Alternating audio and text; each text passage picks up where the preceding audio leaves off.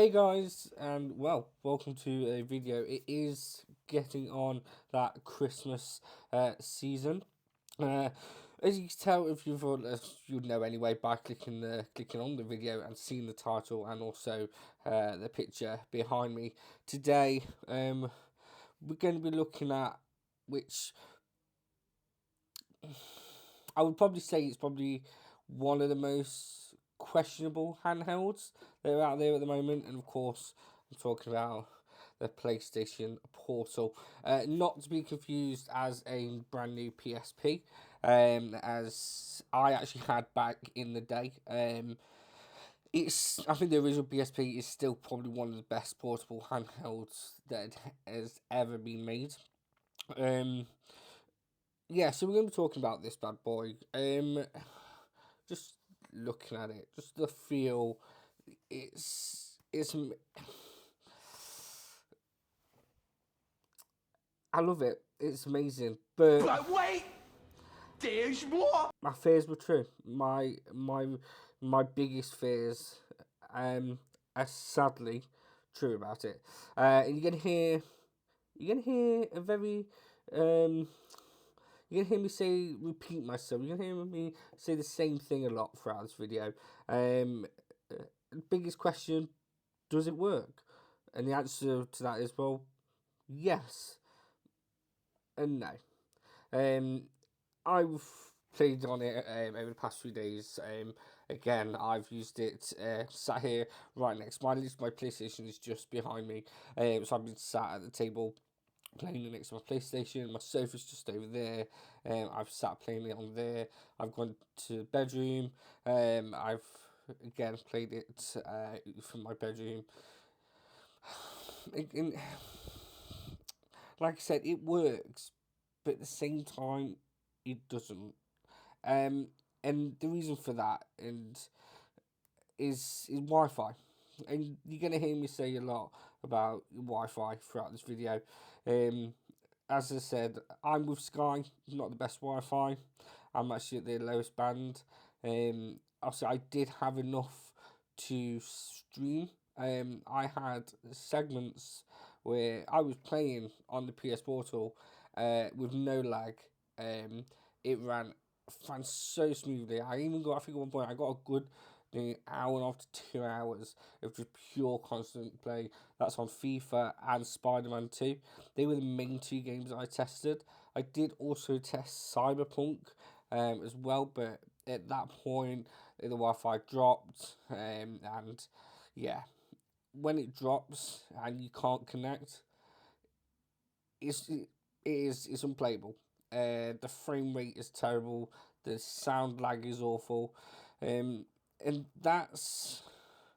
that's my biggest thing with remote play. It's not this device. This device, like I said, is amazing. You've got the dual sense control in your hands with all the haptic feedbacks. You know, this feels better than my Steam Deck, which is literally just behind me there. And I'll talk about the Steam Deck in a bit. And I'll also compare it as well to something like this. So this is the backbone, which is obviously for the iPhone. You stick your phone in there. Again, you use the PlayStation um, remote play app, and you stream it through Wi-Fi. Also, again, I've even got the box there, but for the backbone. Again, when I tried this, I think I played God of War when I tried this, and I was at my partner's parents' house. It worked for 10-15 minutes, then it lagged and the connection issues. Um, Again, it is all down to Wi-Fi, and that's the biggest thing with remote play, is that unless you've got the best Wi-Fi out there at your workplace, at your home, at your friend's address, you know, if you go anywhere where the Wi-Fi is not just ridiculously good, then it's never going to be experienced that they show you on the film, on film or on adverts, where it's constantly running smooth and it's like butter and there's no lag, there's no connection issues. I've sat next to my PlayStation and, you know, I lost connection and it took me 3 times to reconnect, which just goes to speak how bad my Wi-Fi is. Because when it is up and running, it actually felt for a very brief moment like a PSP, like it was running its own software, its own games, and there was no kind of streaming over the Wi-Fi feel or sensations or all the haptics work fantastically, so for a split second, with this, I did generally feel that I had a PS5 in my hands that was fully reliable, that fully worked, and I could have sat there for hours. But again, as soon as it starts to dip, as soon as the frame goes, it takes you out of that experience straight away. It reminds you of what it is that you're doing, and again, after using the backbone, after using the portable, even my phone, my iPad, I have come to the conclusion that remote play at this moment in time is rubbish. However, if you go in the future in 10 years' time, and let's say that everyone's internet is just ridiculously superb, it will be one of the best ways to play your games anywhere. It will be, it will be a gamer's dream, and that's kind of what this is at the moment for me. This is a dream. I love it. It works when it works. When it don't, I just want to absolutely chuck it out the window and smash it into pieces because it ruins it is ruining the gaming experience. Um, and that was my biggest nightmare going into this. When I first saw it, I was like, yes, I'm buying it. Then I realised it was all remote playing. There was no actual, it wasn't the PSP. Um, and that I wasn't interested. I gone off it um, straight away. But it got closer. It got closer to no, it's November 15th. I pre-ordered it. Sales of this have just gone through the roof. And that was my question. That was my biggest worry leading up to this product. Is with all the remote plays I've had through again using the backbone, my iPad, I know how bad it can be, and I know that again, depending on your Wi-Fi, how good it can be as well. And I was kind of hoping that this, even with bad Wi-Fi, it was going to have something inside it that just ran ridiculously smooth. That you could, there was a bit of lag. It wasn't gonna completely ruin the experience. It might take you out for a split second, but not completely. Like I've had times where it just stops and disconnected. Again, that is my Wi-Fi. Um, I did try it with my phone, and I said I didn't try it out and about. For the reason for that is I just again I didn't want to go searching for great Wi-Fi and then trying it on mediocre Wi-Fi, knowing that I already know what the answer to this for it to work.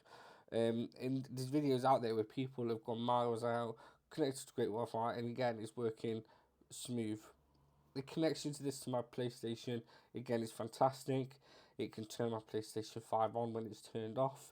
All that I'm saying, all of them little bits, all of that works. But it's the remote play streaming. It is down to your Wi-Fi. So unless you've got Virgin's top Wi-Fi or whatever's up there, I wouldn't recommend it. But if you have, then buy it because it is fantastic. I love playing FIFA, and for me, this was the only way I was going to get out and about to play FIFA like it was a PSP. You know, I know many gamers, even Call of Duty, would love to take that out and about on the tram, on the train to work, on the bus. It's just never gonna. It's just not gonna happen until then. Wi-Fi standards are up there. So, guys, like I said, this is my little short review on the PlayStation Portal. Does it work? Yes. Does it work? No. it don't. It's all down to your Wi-Fi, and that's the critical answer here. Design, functionality, like I said, when it works, isn't it's up there. You know, it's 8, possibly a 9. Again, I love the DualShock controller anyway. I've actually got the black one there just behind me. Um, but again, like I said, comparing this to your Switch, or again your phone adapters like its backbone, or even the Steam Deck, which is behind me. When I first bought the Steam Deck, it took me a while to like it, to fall in love with it. But this can sound really bad because it sounds like I really am kind of just like shitting on the PS Portal. But after using the PS Portal, I fell in love with my Steam Deck a hell of a lot more and appreciated it. That the fact that I can just run games straight away. I can just play games. I don't have any lag deficiency. I don't have any connection issues. And sometimes it might kick me out of the store or something silly like that. But I can just go straight onto my phone and jump straight onto my 5G. And again, there's no problem at all. You know, it's and and knowing that, like I said, the worst thing about it, the Steam Deck, which the PS Portal just absolutely shocks it out of the water, is the battery life. Believe it or not, the battery life on the Portal is, I thought it was amazing. However, on the Steam Deck, it's a bit crap, and you kind of will have to stay close to a plug if you're wanting those longer game sessions.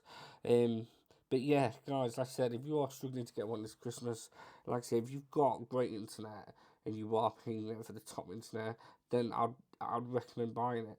Because like I said, when it worked and I was in a different room, again, it was so smooth and it did work really well. But if you don't have that Wi-Fi and you are like Sky's lowest, like kind of what I am, then I would probably avoid. I would recommend that you don't get it.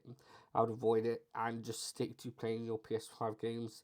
Or if you do want to start playing games and you can't get to a PS5, go for something like a Steam Deck.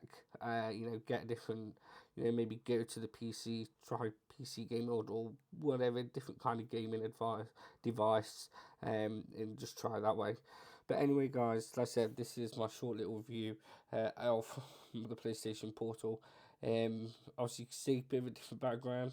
So this is the new digs. But again, guys, thank you so much for watching. Obviously, if you do have one, and you have you've experienced different things to what I have, then obviously please do leave a comment below. Let me know. Did you get one? Are you looking for one? But yeah, guys, thank you so much for watching, and I'll see you on the next video. Bye.